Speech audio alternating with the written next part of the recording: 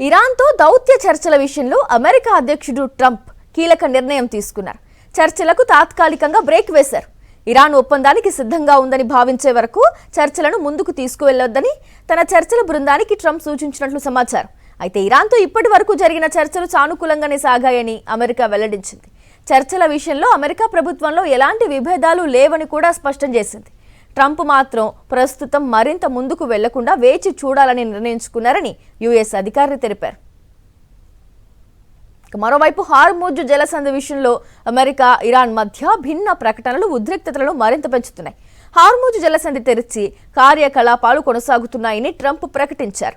America నౌకాదళ దిగ్బంధం పూర్తి స్థాయిలో కొనసాగుతుందని స్పష్టం చేశారు. జలసంధిలోని నౌకా మైన్లు తొలగించామని కూడా ట్రంప్ తెలిపారు.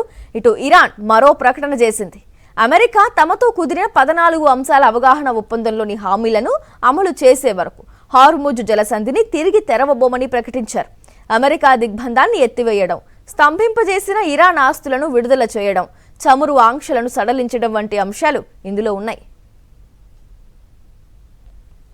అమెరికా హామీల ఉల్లంఘనకు పాల్పడితే సైనిక దౌత్య మార్గాల్లో మరింత స్ట్రాంగ్ కౌంటర్ ఇస్తామని ఇరాన్ హెచ్చరించింది.